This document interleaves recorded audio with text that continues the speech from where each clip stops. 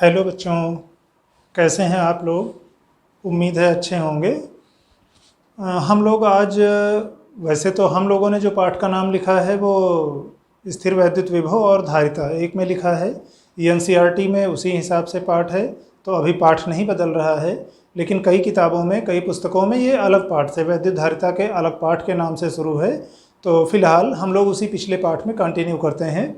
शुरुआत में हम लोग आज बात करेंगे पहले चालकों के बारे में, अचालकों के बारे में, बद्ध आवेश क्या होते हैं, मुक्त आवेश क्या होते हैं, और चालकों में स्थिर वैद्युत गुणों के बारे में बात करेंगे। तो आज का हम लोगों का उद्देश्य इतनी चीज़ों पर बात करना है।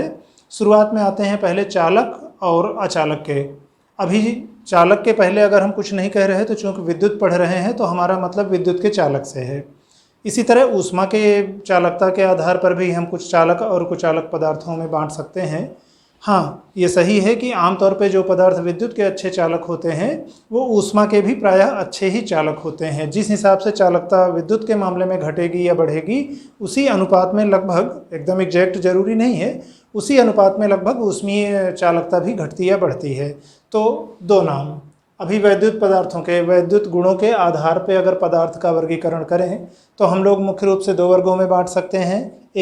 एक वे पदार्थ जिनमें विद्युत क्षेत्र लगाने पर या विभवांतर लगाने पर आराम से धारा बहती है, और आराम से धारा प्रवाहित होने का मतलब कारण ये होता है कि उनके अंदर मुक्त आवेशवाहक ढेर सारे उपलब्ध रहते हैं। मुक्त आवेशवाहक का मतलब ऐसे आवेशवाहक जो मुक्त हैं, फ्री हैं आराम से गति करने के लिए।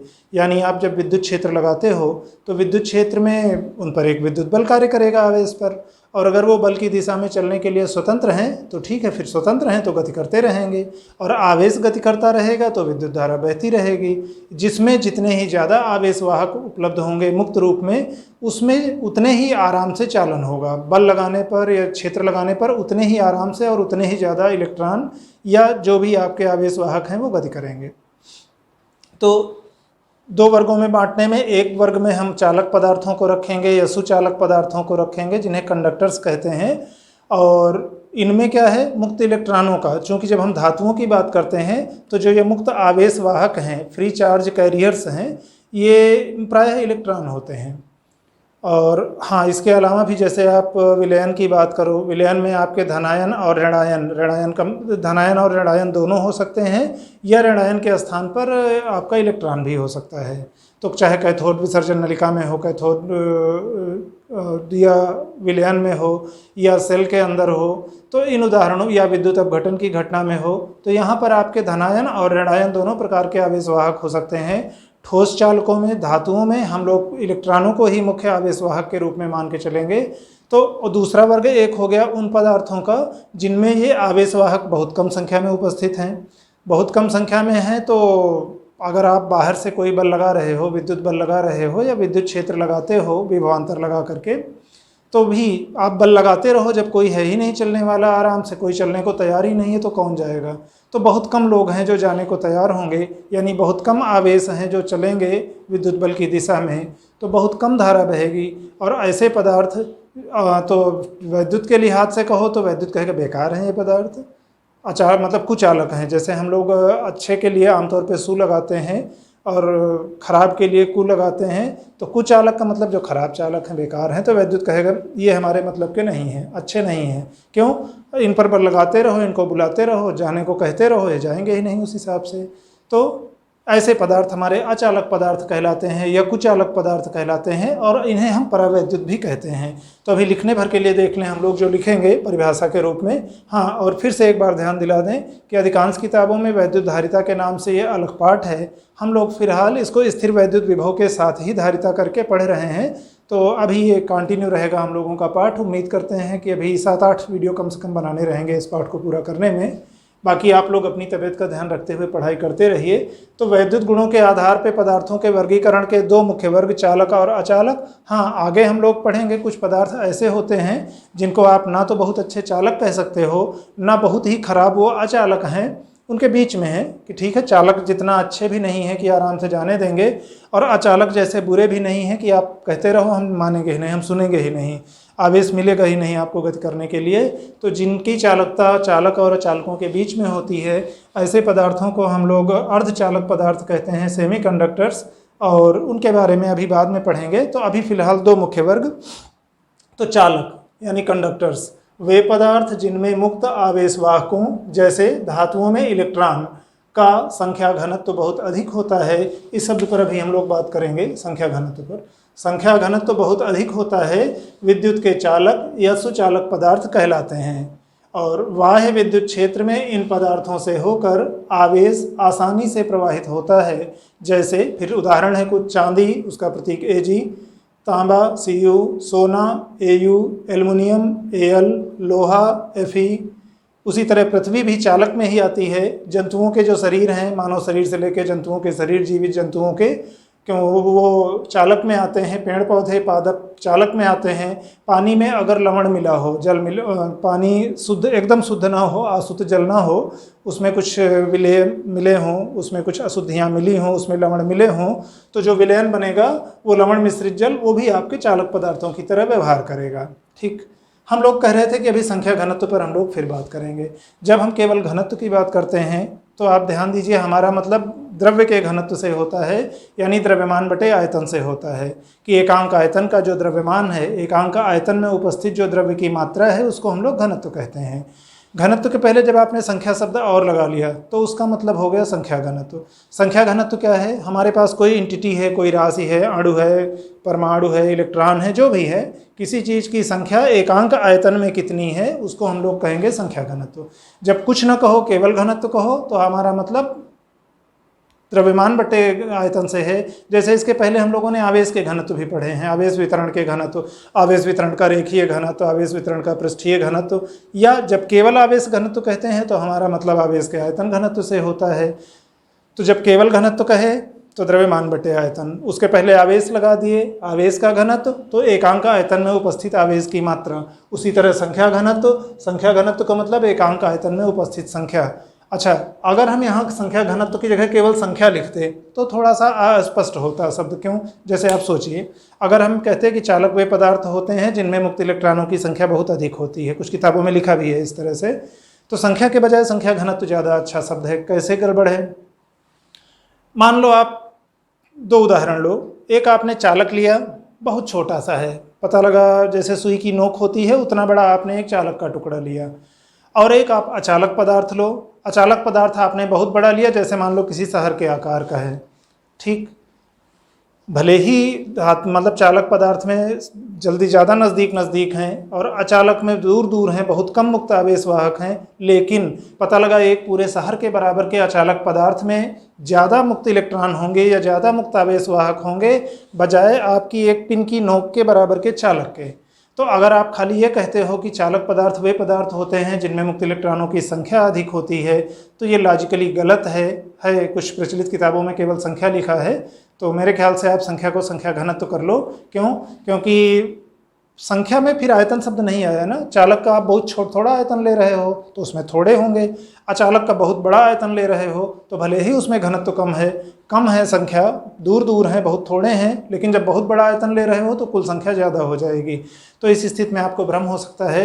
आप कहोगे क्यों, यहाँ तो हमारा बड़े आकार के अचालक में ज़्यादा मुक्त इलेक्ट्रॉन है, बहुत छोटे से चालक में कम इलेक्ट्रॉन है। तो अगर आप इलेक्ट्रॉन की संख्या के आधार पे कहो तब तो आप पता लगा चालक को कहोगे कि नहीं ये वाला चालक है, और चालक को कहोगे कि ये अचालक है।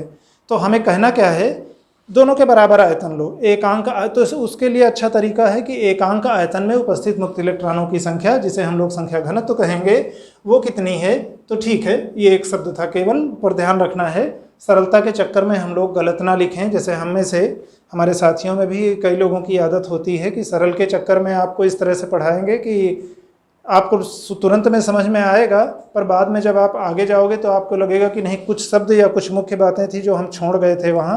ये सही है कि उस समय आराम से समझ में आता है, लेकिन यह है कि सरल का मतलब ये नहीं है कि आप तथ्यों से दूर रहो। तो ध्यान रखिएगा, संख्या नहीं, संख्या घनत्व। अब इन्हीं का उल्टा अचालक पदार्थ या कुचालक या विद्युतरोधी। विद्युतरोधी पदार्थ क्या हैं? वे पदार्थ जिनमें मुक्त आवेशवाहकों का संख्या घनत्व बहुत कम होता है विद्युत के अचालक, कुचालक या विद्युतरोधी पदार्थ कहलाते हैं। और इनका एक दूसरा नाम परावैद्युत होता है, वो हम लोग लिखे ही थे। और बाह्य विद्युत क्षेत्र आरोपित करने पर इन पदार्थों से बहुत कम विद्युत धारा प्रवाहित होती है। यहाँ हम लोगों ने कहा था आवेश कम ज़्यादा प्रवाहित होता है।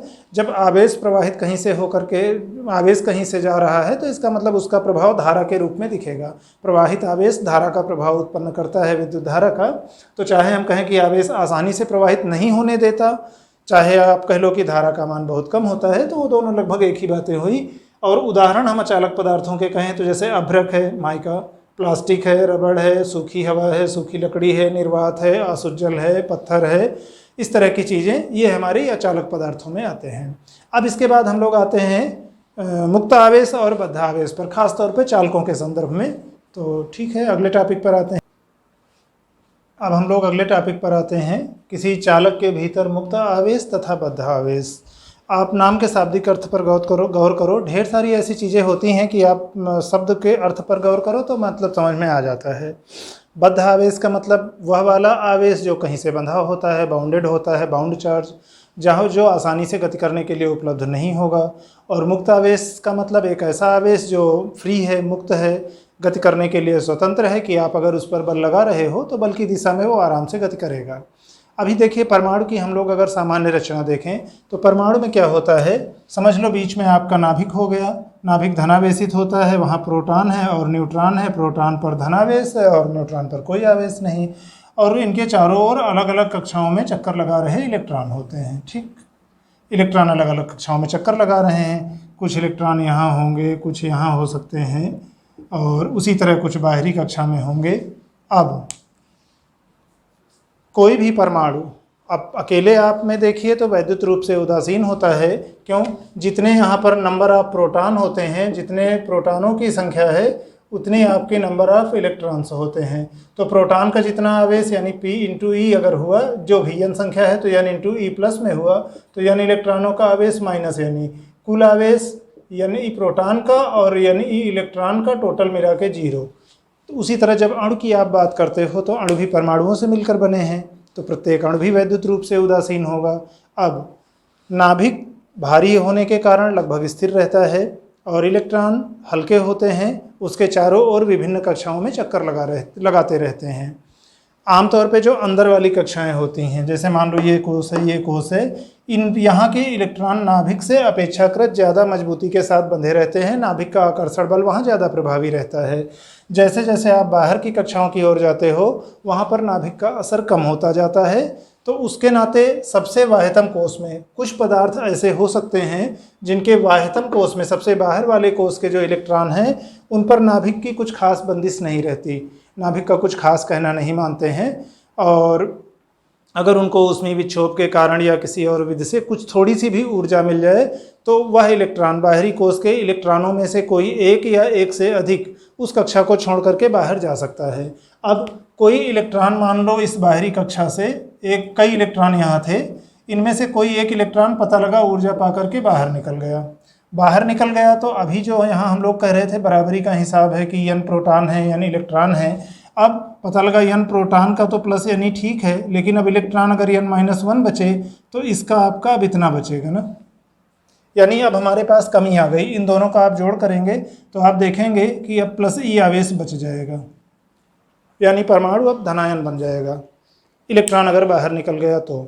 अब धातुओं में क्या होता है या चालक पदार्थों में क्या होता है, उनका ये अभिलाक्षणिक गुण है कि उनके बाह्यतम कोष के इलेक्ट्रॉनों में से एक या दो इलेक्ट्रॉन आराम से थोड़ी सी भी ऊर्जा पा करके गति करने के लिए स्वतंत्र होते हैं, परमाणु से निकल करके बाहर चले गए।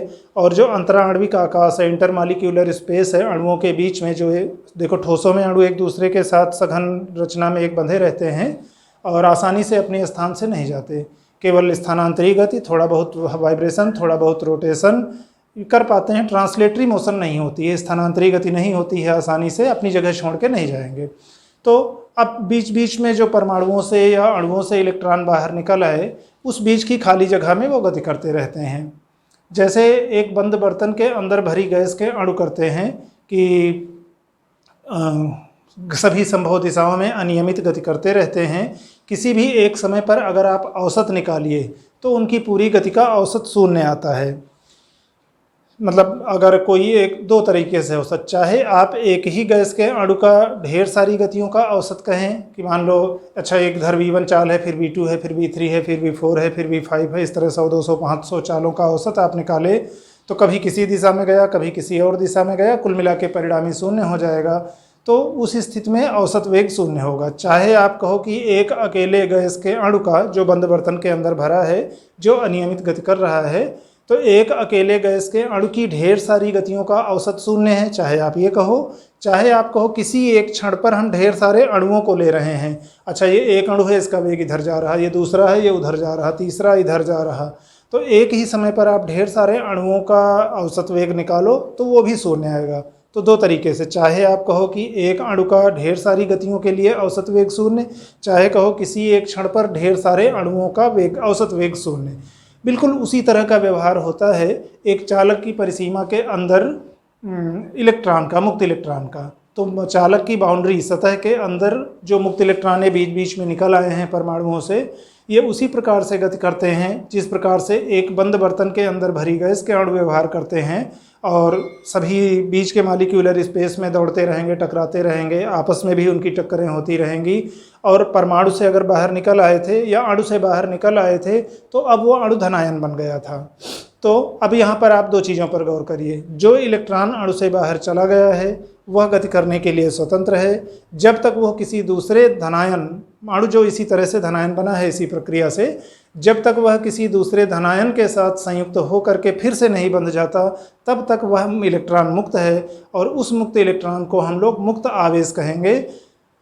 और इसी का उल्टा, जो अणु था जिससे एक या दो इलेक्ट्रॉन निकल गए थे और जो अपनी जगह पर मजबूरी में बंधा था ठोसवी रचना के कारण, उस पर जो आवेश था उसको हम लोग बद्ध आवेश कहेंगे। तो अभी जैसे मान लो किसी परमाणु की बात करें तो अगर उसका परमाणु क्रमांक Z था तो उसके नाभिक में +Ze आवेश थे।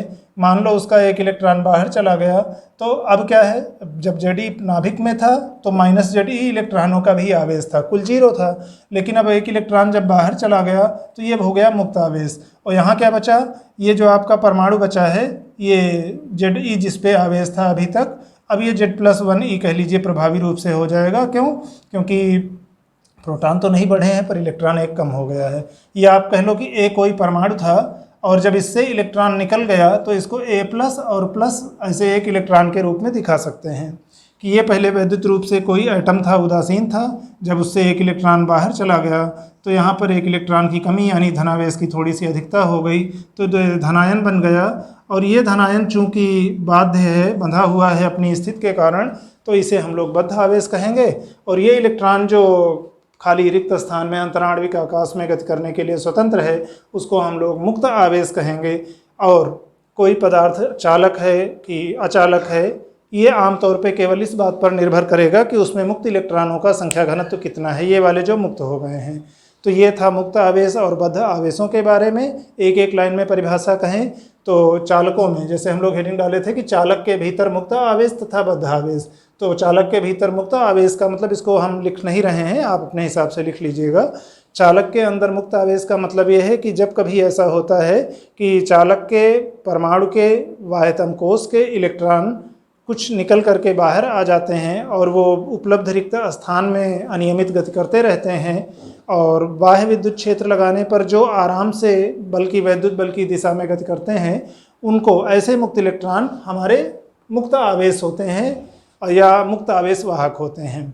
और इसका उल्टा, परमाणु से इलेक्ट्रॉन निकलने के बाद शेष परमाणु धनायन की तरह व्यवहार करता है और यह धनायन ठोसों में अपनी जगह पर स्थिर रहने के लिए बाध्य रहता है। हमारा मतलब थोड़ा वाइब्रेशन और थोड़ा रोटेशन तो हो सकता है, काल्पनिक गति और घूर्णीय गति तो थोड़ी हो सकती है, पर स्थानांतरीय गति अपना स्थान छोड़ करके आसानी से नहीं जाएगा। तो चूंकि वो अपनी निश्चित स्थान पर बंधा हुआ है बाहर, और वो धनायन विद्युत क्षेत्र में विद्युत बल उस पर लगेगा पर वो गति करने के लिए बहुत स्वतंत्र नहीं है, गति नहीं कर पाएगा। तो आवेश तो है वहाँ पर लेकिन वो बंधा हुआ है, तो ऐसे आवेश को हम लोग बद्ध आवेश कहते हैं। और चालकों की स्थिति में इलेक्ट्रॉन निकल जाने के बाद शेष बचा परमाणु जो धनायन की तरह व्यवहार करता है वो हमारा बद्ध आवेश होता है। तो अभी आज के लिए फ़िलहाल इतना ही। और इसके बाद अगले टॉपिक पे हम लोग आते हैं स्थिर, ये जो चालकों की स्थिर वैद्युतिकी है, स्थिर वैद्युत गुण है, उसके बारे में, क्योंकि इसमें शामिल कर लेने पे थोड़ा ज़्यादा बड़ा हो जाएगा। तो अभी इस वाले हिस्से में जो हम लोगों ने सुना पढ़ा है, कहानी ही थी एक, चालक पदार्थ क्या होते हैं और अचालक पदार्थ क्या होते हैं, यानी चालकता के आधार पर, वैद्युत गुणों के आधार पर पदार्थों का वर्गीकरण चालक पदार्थों में और अचालक पदार्थों में। अचालक को ही हम लोग कुचालक या परावैद्युत पदार्थ कहते हैं। दूसरा, चालक पदार्थों में बद्ध आवेश और मुक्त आवेश वाहक, इनके बारे में हम लोगों ने बात की। तो अभी केवल इतना, दूसरे वाले में हमने मुक्त आवेश या बद्ध आवेश की परिभाषा नहीं लिखी है, कहानी टाइप में थी, आप अपने हिसाब से उसको देख समझ लीजिएगा। बस आज के लिए इतना ही, धन्यवाद।